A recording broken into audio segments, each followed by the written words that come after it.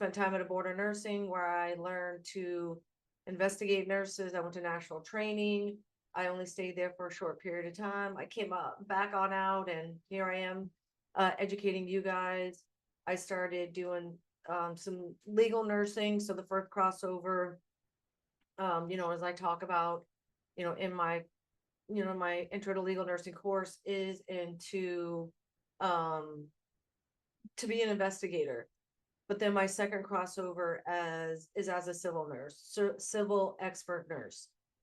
So what does that mean? So for medical malpractice, I was on LinkedIn, and a legal nurse consultant reached out to me, saw my experience, and said, "Hey, will you look at a case?" I had never done any case reviews outside of at the board of nursing, but not on the civil side. And I said, I'll full transparency, I've never done this. And she's like, that's okay. You have the knowledge, the education, training, and knowledge. We just need you to look at the case and tell us if there's any deviations from the standard of care. So I went on to do that. And during this period, I'm researching, looking at administrative law, what it means to hold a professional license, because I felt like when I was at the board that we weren't extended the same courtesies as I saw in the civil side. On the medical malpractice side, I was like, wait, what? There's like discovery. There's all these things that we don't even know about. Further reason why I try to educate nurses. So just spurred me to start researching administrative law, what the differences were, what that meant. I went to my representatives. I made some change in my own state, still while still practicing at the bedside. So I left the bedside about 2 years ago during the pandemic. No mystery. Anyone who's a nurse knows. Uh, I had been practicing for roughly about 22 years then. And now I help nurses and their legal teams when they're under investigation. I do lots and lots of education, provide nurses with resources. And that's why I'm here today. So for my subscribers, we're going to go over some of the questions that I get asked a lot in my everyday things that I do. It's a lot around answering questions by nurses, by lawyers, helping lawyers and their legal teams when a nurse is under investigation, and then helping to just digest some of that stuff. Because we really don't learn enough of that stuff in school. We kind of skim over that. We learn some basic stuff about malpractice, the standards of care, but we're not criminals. So we don't really dwell there. We learn what we need to know for the test, and then we move on from that. You know what was the definition of that again? Memorize it, you dump it, because we're going to take care of people. We innately love and care people, and not going to cause them harm. So I think it's really, really important that nurses understand the professional license, what it means to hold a professional license, the rules and regulations that dictate our professional license. I do believe that a lot of that should start in school. And with a little bit more foundation, Texas is the only state that requires jurisprudence for anyone who holds a professional license. If you guys don't know what that is, jurisprudence is a class that anyone could take, not the same course. It just done some research that the folks that hold a professional license here take, but there are other organizations that offer something similar to that. So what is that? It's basically the intersection of your license and the law. I think it could be written in more in 10th grade language like the NCLEX is, but it's still a great place to start as far as it pertains to your license. So first and foremost, one of the questions that I get asked the most, hands down, and even most recently this year, I had the opportunity to speak to one of the nurse instructors, professors for Texas Tech, who had me, she asked me some questions and she recorded it for her students about professional liability insurance. Should you or should you not have professional liability insurance? Absolutely, yes, you should. I could talk about this till, you know, the roosters come up to crow again. I mean, to roost again. It's your organization, just by the nature of it being an organization. Imagine if you owned a business, you're going to innately protect yourself. So when you work for an organization, you are covered under their professional liability insurance, right? That's called respondent superior. But now it came down to possibly your gross negligence, and gross negligence is different than negligence, and they are going to need to protect themselves. Do you think maybe that's the conflict of interest? It is. So now let's just even extend that. Now you're reported to a board of nursing. Is the lawyer from that organization going to represent you in front of the board of nursing? More likely than not, they are not. And there's going to be several reasons why. That's not the type of law they practice. Just like a nurse is not a nurse is not a nurse. It's the same with lawyers. The lawyer that's representing the hospital or the organization is a defense attorney who practices a form of under civil litigation.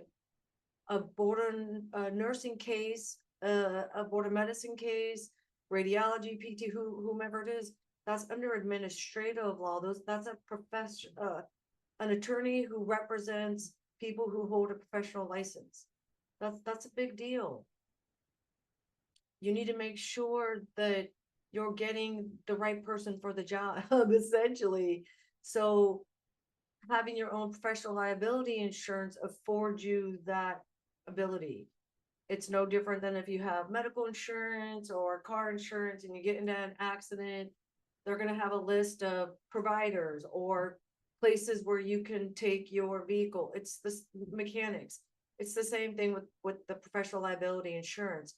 They'll have a list of administrative attorneys that you can reach out to, and you should interview them. They should, talk to them for 15, 20 minutes, get a good feel, have a good understanding of your case and what's happening and where you are. There is civil litigation. I've been deposed. These are all the people in the case.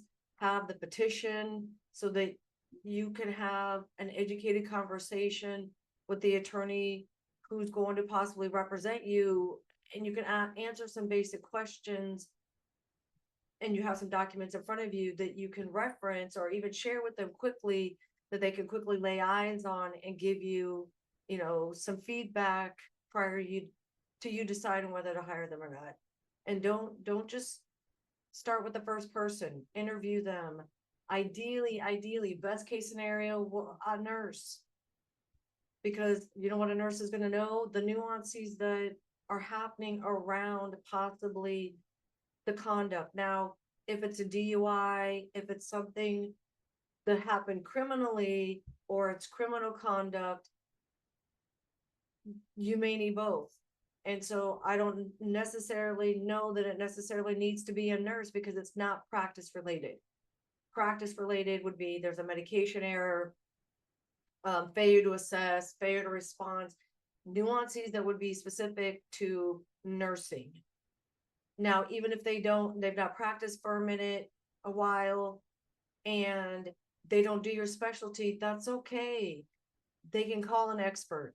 They possibly even just know an expert, but they're going to understand that there's different nuances in what you do. So should you have professional liability insurance? Absolutely. You can start with your own car or home insurance. I have no affiliation with any organization yet. But call them, ask them questions like, do you underwrite, or if I'm being investigated by a board or I'm involved in civil litigation, it would never pay for anything criminally to the best of my knowledge. Ask that. I don't know that to ever be true, but please, I love learning new stuff. Please send that on over to me.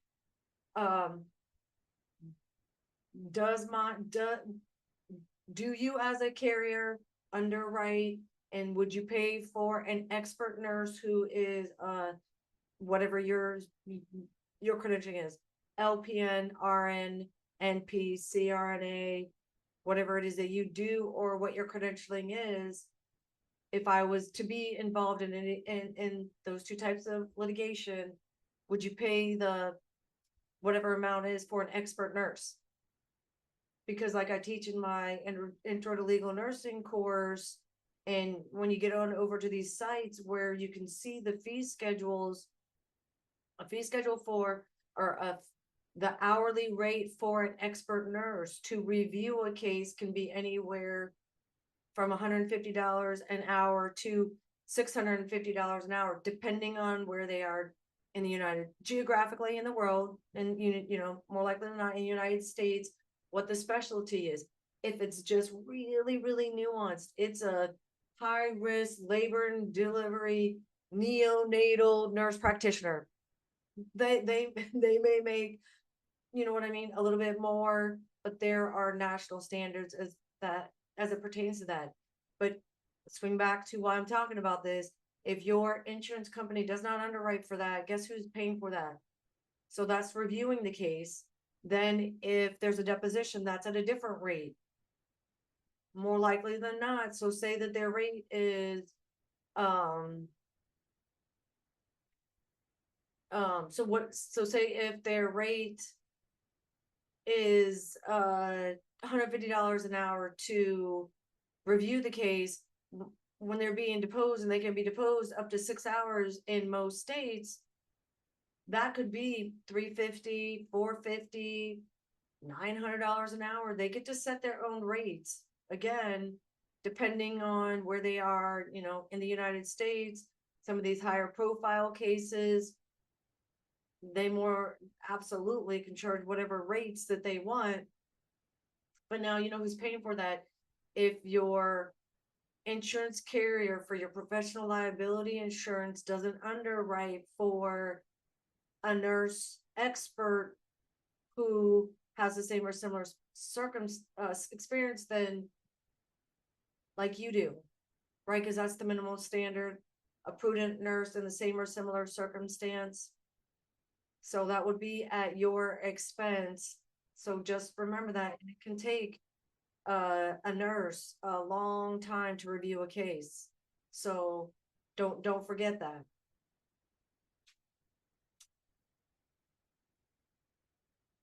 And just going down that road as well, anyone can file a board of nursing complaint.